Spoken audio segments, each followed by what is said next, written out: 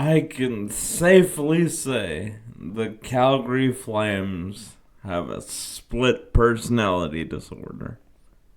Normally, it only manifests on the road versus at home. But lately, it's manifested in individual periods. I'm Jake. I can't skate. And this is a Flames hockey game day recap. I was there in person, and then I had my own hockey today. So sorry this is coming out a little later than usual, but I am committed to getting this out at least the day after the game. Good guys lose 3-1 to the Washington Capitals. One of the most dominant periods of the entire season, followed up by getting outshot 30-10 the last 40 minutes. Two completely different teams showed up for the Flames yesterday. One was good. One could have probably been beaten by the Wranglers. Let's start with the good. Flames come out flying out of the gate on Friday, and they're forechecking hard, hemming the Capitals in for the most part, not allowing them to get much of anything going offensively. They're even generating a little more than usual. They even get on the board just over 6 minutes in. On the power play, no less. Now, it starts out not so great for the power play because they give up a 2-on-1 on yet another blue line turnover. But Connor Zary breaks up the 2-on-1, gets it to Morgan Frost.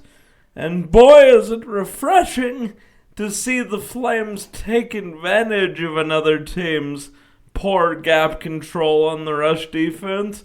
Morgan Frost bursts into the zone, backs up the defense, fires and beats Logan Thompson, and the Flames are up 1-0. And if it wasn't for Logan Thompson, the Flames would have been up 2 or 3. They were buzzing the entire period. And it's about 7 or 8 minutes to go in the first, and I actually text my mother. It's mind-boggling how they can be a completely different team when I'm watching them in person. Because up until yesterday, the Flames had been 5-1 in games I'd attended in person. And as you'll know from some of those videos, a good chunk of those were pretty dominant performances. And through the first period, it looked like I was going to see another one. And the Flames finished the period up 1-0, outshooting the Capitals 16-8. And I'm feeling happy, I'm feeling good, it's very entertaining to watch. It's not that boring, stuck in the mud stuff that's been going on even at home lately. And then the puck drops for the second period, and everything changes. On a broken play, Jan Kuznetsov blocks a John Carlson shot. But it goes right to Hendrik Lapierre at the side of Devin Cooley's net. All he can do is sprawl out and try and take away as much net as possible. Lapierre scores his first goal in 91 games, and the Caps tie it at 1. And just a couple minutes before this, I actually said out loud to the guy sitting next to me, it's starting to turn the other way, cause while the Flames had only given up 3 shots to that point. They hadn't gotten one, and they'd hardly been over center. It looked like what we were doing to the Capitals for most of the first period of the game. And it actually took until the last 3 minutes of the second for the Flames to register their first shot on goal. It was shocking how much this game flipped on its head after the intermission. All the battles, all the face-offs, all the skating, all the effort completely went out of the Flames game. And I have absolutely no idea why that is. Some of it has to do with us being the second most skilled team on the ice.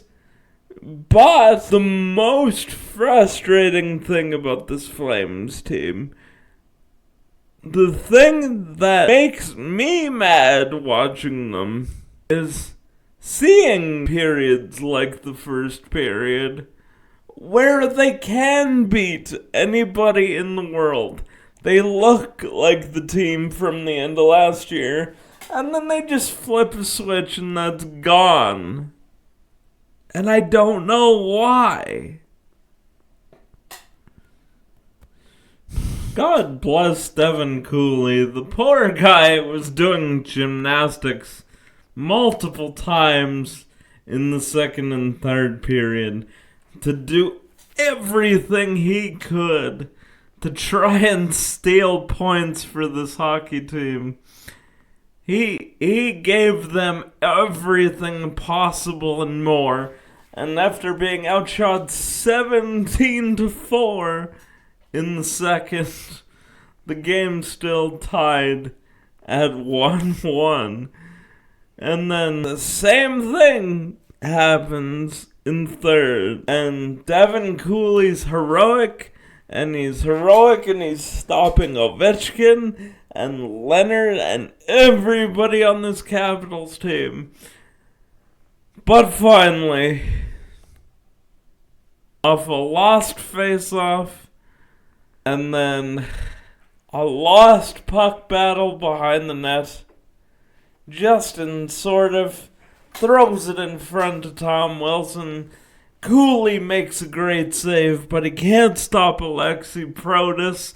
It's 2-1 Capitals. And I'd love to tell you the Flames made a real push to tie this game. They did get to a point where they pulled their goalie after some shenanigans from both Adam Klapka and Tom Wilson. Adam Klapka gets tossed from the game for tapping Wilson on the back with a stick.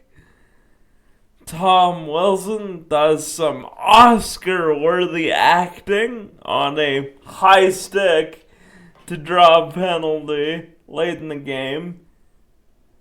And Wilson actually gets kicked out of the game eventually as well for baking off to the officials. But in the grand scheme of things, it was an interesting finish. Did the Flames ever get close to tying this game back up?